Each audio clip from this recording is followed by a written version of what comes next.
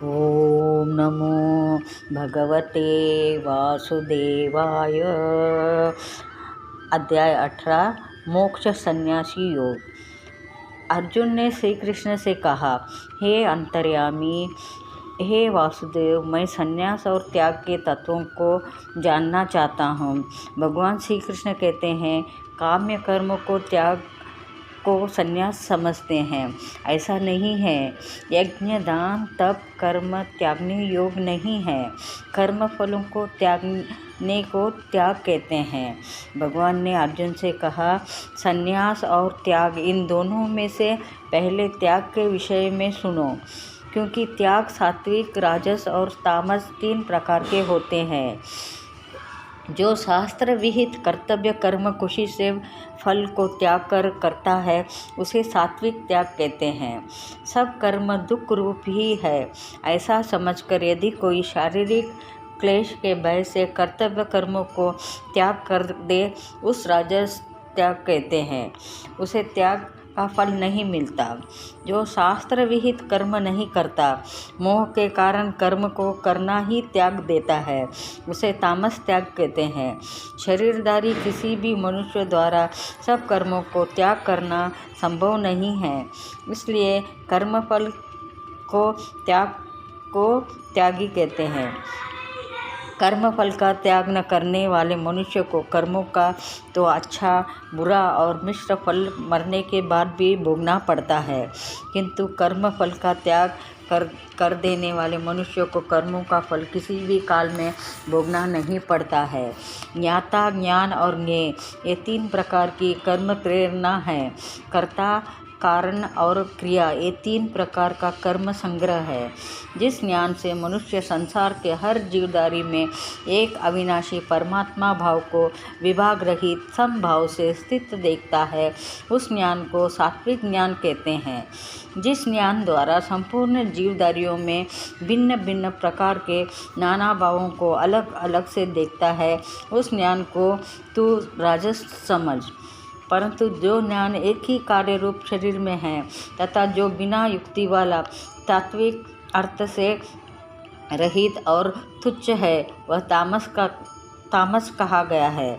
जो कर्म शास्त्र विधि में लिखा है, उसे अपना कर्तव्य समझकर फल की इच्छा न करके क्रोध और द्वेष रहित किया जाता है, उसे सात्विक कर्म कहते हैं। मैं करता हूँ, ऐसा घमंड से फल की इच्छा से मनुष्य अत्यंत कष्ट करके जो कर्म करता है, उसे राजस कर्म कहते हैं। जो कर्म परिणाम, हानि, हिंसा और सामर्थ्य, इनका विचार किए बिना अज्ञान से प्रारंभ किया जाता है, उसे तामस कर्म कहते हैं। जो पुरुष अपने बुद्धि से प्रवृत्ति मार्ग और निवृत्ति मार्ग, कर्तव्य और अकर्तव्य को, भय और अभय को, बंधन और मोक्ष को यथार्थ जानता है, उसे सात्विक ज्ञान बुद्धि कहते हैं। जो पुरुष अपने बुद्धि द्वारा धर्म, अधर्म, कर्तव्य, अकर्तव्य भी यथार्थ नहीं जानता, वह बुद्धि राजसी है। जो पुरुष की बुद्धि अधर्म को ही धर्म मानता है, उसे तामसी बुद्धि कहते हैं। जो पुरुष जिस अव्यभिचारिणी धारणा शक्ति से मनुष्य ध्यान योग के द्वारा मन, प्राण और इंद्रियों की क्रिया को धारण करता है, वह सात्विक धृति है। जो पुरुष फल की इच्छा वाला मनुष्य जिस धारणा शक्ति के द्वारा अव्यक्त कष्ट से धर्म, अर्थ, कर्मों का धारण करता है, वह धारण शक्ति राजसी है। हे अर्जुन, दुष्ट बुद्धि वाला मनुष्य जिस धारणा शक्ति के द्वारा निद्रा, भय, चिंता और दुख को तथा धारण करता है, वह धारणा शक्ति तामसी है। हे अर्जुन, ब्राह्मण, क्षत्रिय और वैश्यों के तथा शूद्रों के कर्म स्वभाव से उत्पन्न गुणों द्वारा विभक्त किए गए हैं। अंतकरण का निग्रह करना, इंद्रियों का दमन करना, धर्म पालन के लिए कष्ट सहन करना, बाहर भीतर से शुद्ध रहना, दूसरों के अपराधों को क्षमा करना, मन, इंद्रियों और शरीर को सरल रखना, वेद शास्त्र, ईश्वर और परलोक आदि में श्रद्धा रखना, वेद शास्त्रों का अध्ययन करना और परमात्मा के तत्वों का अनुभव करना, ये सब ब्राह्मण के स्वाभाविक कर्म हैं। शूरवीरता, तेज, धैर्य, चतुरता और युद्ध से न भागना, दान देना और स्वामी भाव, ये सब क्षत्रिय के स्वाभाविक कर्म हैं। खेती, गोपालन और क्रय विक्रय रूप सत्य व्यवहार, ये वैश्य के स्वाभाविक कर्म हैं। सभी वर्णों की सेवा करना शूद्रों का स्वाभाविक कर्म है। इस प्रकार यह गोपनीय से भी अति गोपनीय ज्ञान मैंने तुम्हें कहा। अब तू इस रहस्य युक्त ज्ञान को पूर्णतया भली भांति विचार कर, जैसे चाहता है वैसे ही तू कर। हे अर्जुन, यह गीता रूप रहस्यमय उपदेश किसी भी काल में तप रहित मनुष्य से नहीं कहना चाहिए, न भक्ति रहित से और न बिना सुनने की इच्छा वालों से भी नहीं कहना चाहिए, तथा जो मुझसे दोष दृष्टि रखता है उसे तो कभी भी नहीं कहना चाहिए। जो पुरुष मुझसे परम प्रेम करके इस परम रहस्य गीता शास्त्र को मेरे भक्तों में कहेगा, वह मुझको ही प्राप्त होता है, इसमें कोई संदेह नहीं है। उससे बढ़कर मेरा प्रिय कार्य करने वाला मनुष्य में कोई भी नहीं है, तथा पृथ्वी भर में उससे बढ़कर मेरा प्रिय दूसरा कोई भविष्य में नहीं होगा।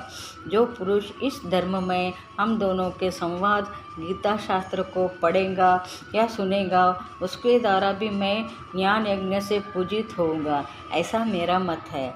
जो मनुष्य श्रद्धायुक्त और दोष दृष्टि रहित होकर इस गीता शास्त्र का श्रवण भी करेगा, वह भी पापों से मुक्त होकर अमृत कर्म करने वालों के श्रेष्ठ लोकों को प्राप्त होगा। भगवान बोले, पार्थ, क्या इस गीता शास्त्र अच्छी तरह से समझा? क्या तेरा अज्ञान जनित मोह नष्ट हो गया? अर्जुन ने कहा, हे कृष्ण, आपकी कृपा से मेरा मोह नष्ट हो गया और मैंने स्मृति प्राप्त कर ली है। अब मैं संशय रहित होकर स्थित हूँ, अतः आपकी आज्ञा का पालन करूँगा। संजय ने कहा, अर्जुन और श्री कृष्ण के संवाद को सुनकर मैं बार बार हर्षित हो रहा हूँ।